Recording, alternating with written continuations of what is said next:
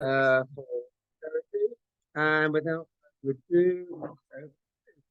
Good morning, everyone. Thank you very much for the opportunity. Thank you, Rabbi Stephen, Avi, for the opportunity to come and speak to you guys this morning. Um, Very much appreciated. So this week's Parashas Vayakel, we've reached a critical point in Jewish history that we've received the Torah, and morale is very, very high. Everyone's very excited. We're about to build the Mishkan, and everyone's gathered together, about to start on this project of building Hashem's special dwelling place in the desert. Hashem decides that now is a good time to teach Klal Yisrael a bit of Torah, and it's a whole shir in and of itself. But Hashem decides that now is the time to teach something about Shabbos for various different reasons. So everyone's gathered together. We look at source one. By Yakel Moshe Kol Hadas B'nai Yisrael, that Moshe convoked. Nice Safari word. Brought everyone together, and he said to them, he said, Eile hadvarim asher tziva Hashem lasis osam. Now Hashem is now going to teach us something very exciting. There's a big significance of what we're about to learn. And continues Moshe through what Hashem tells him. Sheishes yamim taseh malacha v'yom hashvi. Yeah, lachem kodesh Shabbos Shabboso Lashem kol ha'oseh vo malacha yumas. It's a very general teaching about Shabbos, that for 6 days in the week we do work, we do malacha, which is something which is a creative, transformative act. We do this for 6 days, but on Shabbos, on the seventh day, we stop doing any type of creative act, and it's a very serious thing. If one does this on Shabbos, it's a very, very severe punishment. So that kind of makes sense. It's a very general teaching about Shabbos, telling us the general idea of what Shabbos is. You work for 6 days, the seventh day you stop. Really, it should sort of end there. But Moshe carries on for one extra pasuk, which seems to not make a lot of sense. He carries on and says, Lo savaru eish b'chomesh v'seichem v'yom haShabbos. And if you kindle a fire, you shouldn't kindle a fire in your dwelling place on Shabbos. So kindling a fire, or as the Gemara refers to it as havara, is one of the 39 malachas. There are 39 different forbidden acts on Shabbos, things that are creative, transformative, things that were associated with building the Mishkan. And one of them is something called havara, kindling a flame. And for some reason, the Torah decides to mention one of these 39 acts. So you mention a general thing about Shabbos, and then either you mention all 39 things or you mention nothing. Why is the Torah mentioning one, seemingly randomly, one of the 39 malachas? It should either mention all of them, or it should mention none of them, or what's the reason why the Torah is teaching us this malacha of havara, of kindling a fire? So Rashi comes along and helps us out on the spot. And really this question of why the Torah brings this malacha of kindling a fire is actually a question the Gemara asks. The Gemara, the Talmud, in Shabbos, Daf Ayin, Amud Aleph, really brings two opinions. The first opinion, if we just had the first opinion, the whole shit would be over, because the first opinion makes a lot of sense. The first opinion of Rabbi Yossi is Havara Lelav Yatzas, that the Torah is coming to teach Havara, kindling, because really this is a unique malacha. It's different to the other 38 because it's slightly less severe than the other 38. So the other 38 is kares. It's a very, very, very severe thing to break. But havara is just one notch below. It's something which we call a love. So both very, very, very severe, but it makes a difference in terms of what korban you have to bring. So if we just had Rabbi Yossi, it makes a lot of sense. The Torah is bringing this one malacha to show us it's different from the other 38 because it's slightly less severe. Okay, very nice. However, the Gemara and Rashi now brings a second opinion. The Yesh Omrim in source 2, Lechalik Yatzas, that really the reason why the Torah brings this pasuk of Havara, of kindling, is to teach us that if a person, God forbid, breaks 12 things on Shabbos, he does boreh, he separates, and he grinds, and he does all these things, we don't say he's only liable once because he broke Shabbos on one Shabbos. We say he's liable for every single time he breaks Shabbos. So therefore, we bring this malacha to show us that just like Havara is distinct in and of itself, so too all of them are. So, and perhaps even just to strengthen the question, the Gemara ends up passing like Rabbi Nassan. So if you want, so based on this, that we bring down this pasuk to show us that you're liable every single time you break Shabbos, then he could have brought any malacha. We could have said Sheishes Yamim and then do not grind on Shabbos. Sheishes Yamim and do not do bishul. So the question now is, very nice, do you want to teach me this rule that you're liable every single time? but why then choose this malacha? He could have chosen any of the malachas. So source 3, the Ibn Ezra comes along, gives a very, very nice answer. I'll first say it outside. He says that in Parashas Bo a couple of weeks ago, the Torah teaches us a very, very novel thing, that on Yom Tov, even though there's a lot of similarities between Shabbos and Yom Tov, one difference is that on Yom Tov you're allowed to cook. So on Yom Tov you're allowed to, it's called Ochel Nefesh. So because we read a couple of weeks ago that you can cook on Yom Tov, we might have thought now that you can do the same thing on Shabbos. So because even though there are different types of cooking, generally speaking, whenever you cook something, you have to light a fire. By telling us here, don't light a fire on Shabbos, that covers all types of cooking, and therefore we'll get the message that even though you can cook on Yom Tov, you can't cook on Shabbos. So to quickly read it inside, this is source 3, the Ibn Ezra.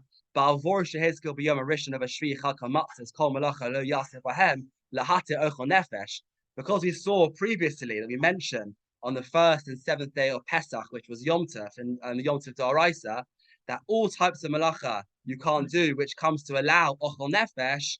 Amar Ata, the Torah is now saying that on Shabbos, lo savar eish le'afos lechem le'vashal basar, that you can't light a fire on Shabbos to bake bread or to cook meat, because ki ha'eish tzorich lechol machal, because every type of cooking involves a fire, and therefore the novelty of this pasuk is to tell us that you can't cook on Shabbos in the same way that you can cook on Yom Tov. Okay, very nice. That's at a sort of basic level. However, there's an idea we see in Pirkei Avos that in terms of understanding the Torah, you can understand something on a basic level, and there's also a deeper meaning and a deeper understanding behind everything. And the Shlach HaKadosh, a Kabbalistic rabbi who lived in the 1500s, comes down with a really novel idea, but a very, very beautiful and essential idea to understanding Shabbos. The Shlach HaKadosh says that when we're told in the Torah that you shouldn't kindle a fire, that's not just referring to the fire of doing a malacha, of breaking Shabbos, it's also referring to the fire of arguments and machlokes. And when a person gets angry, the Gemara compares to a fire in a person. And the Shlach Kadosh says that when the Torah is telling us, don't kindle a fire on Shabbos, well, the Torah is telling us on a deeper level that Shabbos is a time for peace. And it's not a time for arguing. And on Shabbos, we should be extra, extra careful to make sure that we're reconciling our differences, we're not having arguments. So I'll read the Shla inside. Source number 4. Lo savaru eish b'chol moshvei seichem b'yom Shabbos. Pasuk we said before that you shouldn't kindle a fire in any of your dwelling places on Shabbos. Romez le'eish hamachlokes ve'eish hakas. This is a remez. This is a hint on a deeper level to the fire of arguments and the fire of anger. And he says that should sarach adam lezar levar oso elamis, that even though a person should be very careful always to never be angry, the Gemara compares a person who's angry to all sorts of scary things, avodah zarah, terrible things, that anger is a really, really terrible trait. But Mikol Shekain, even more so on B'yom Shabbos Kodesh, even more so on Shabbos She'ein Bo Eish Shel Gehedem V'Kas Shabbos Osef V'Chloches Chas V'Shalom. That on Shabbos we need to make an even bigger extra effort. That to be angry on Shabbos is a really, really, really serious thing. And that's why the Shlach Kadosh says on a certain level why the Torah is telling us not to kindle a fire, because the fire of machlokes and anger is something which we have to put out on Shabbos. And the Beis Yaakov and Ishpitzer Rebbe, who lived in the 1800s, I was told in my rabbinic training to never ever do gematrias or sort of like letters and play on words. In Josh's apparently is very, very confusing. But I thought because we have a source sheet and everyone can see it inside, I thought it was okay. That the words lo savaru eish b'chol moshvei seichem, if you look at the last letter in each of the words, vav, shin, lamed, mem, that even though it's slightly out of order, you put it together, it spells shalom. Because on Shabbos, shalom, preventing arguments and machlokes, is a very, very, very serious thing. And I heard a shir by Rav Sobolovsky, one of the Rosh Yeshiva of YU, and he was talking about how the Yetzer Hara does this trick on us that before Shabbos, the Shabbos is coming in, the Yetzer Hara basically likes to get everyone all riled up and everyone all serious, and often it sadly leads to people having big arguments for Shabbos. Everyone's stressed. Are we going to be ready in time? We're running late. It's a very, very, very big stress. And he said that it's quite an ironic thing that we're so stressed about the face value level of not kindling a fire that all of our everything should be turned off, the TV should be turned off, the laptop should be turned off, that we're so careful of the literal lo savaru that it ends up that we become angry and we end up actually having big arguments, and we miss the deeper meaning of the pasuk. And he says that it's a trick the Yetzer Hara plays, and we should be very, very careful that when it's 7 minutes till Shkia and potatoes are still raw, and you're feeling that urge to sort of be angry, that why are we so unprepared, you should realize that being peaceful and going into Shabbos in a way that everyone's calm is a very, very, very fundamental part of Shabbos.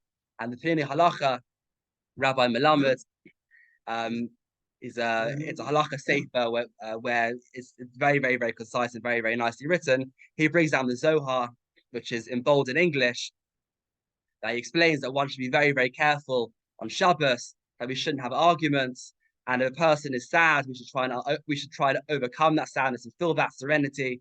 And if we're God forbid, I'm sure it never ever happens, the person's having an argument with their wives, then Shabbos is a very, very good time to reconcile the arguments, because feeding into this whole idea that Shabbos is meant to be a time that we're all very, very serene.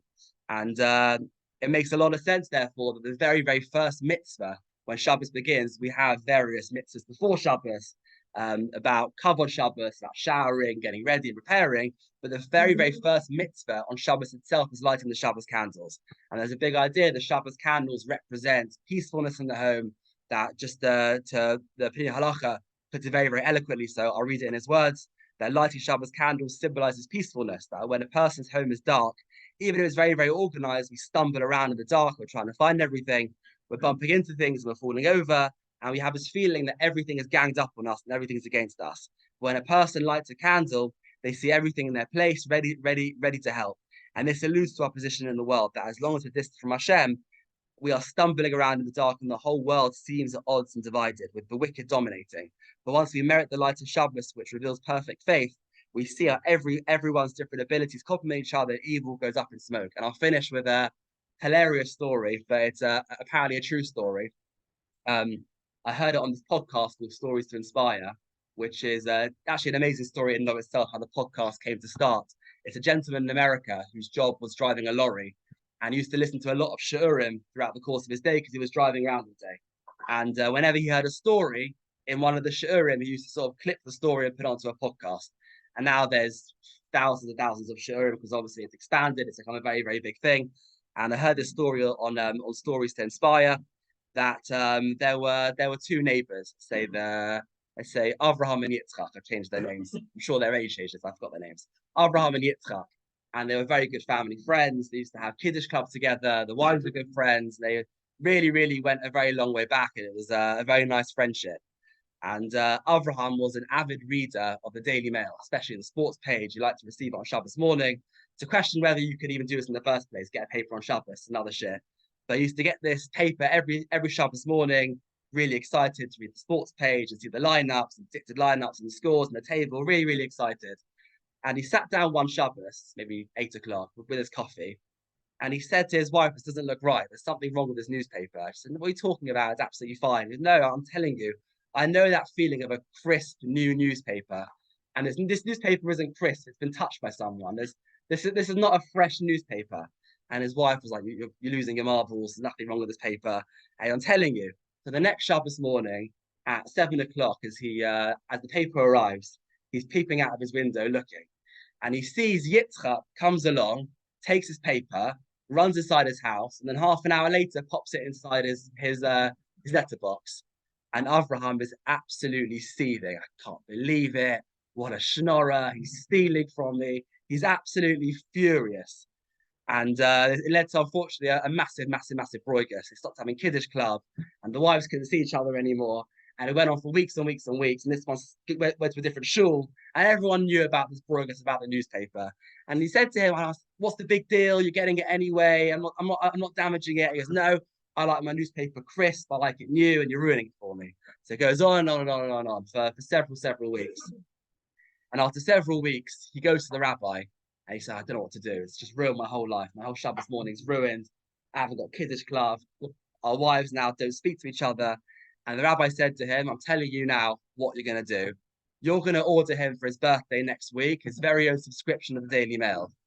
He said, "I'm not doing that. What a schnorrer. I'm not doing it." He said, "Trust me. Just how much is it a year?" And he goes, £50. He goes, "Trust me, for £50, this is not worth ruining your whole life." I said, "Fine." And he ordered the paper for him. And several months later, he told the rabbi that it was the best £50 I ever spent. And he said that we're now friends again and our wives are friends again. And despite the fact that Hashem's telling us that if we make peace on Shabbos, it's a big mitzvah, and we tap into the essence of Shabbos, ultimately it's also for our own benefit as well. And everyone leads happier lives. And we should take this on board when we're on Erev Shabbos. Potatoes aren't ready and we're about to lose our rag. We should realize that Shabbos is time for peace. Thank you very much.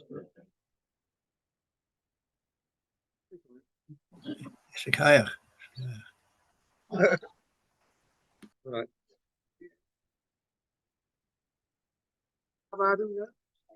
Okay, well, thank you very much. I will turn off the Zoom now. Those on Zoom, you can join us again next week for next week's installments. I will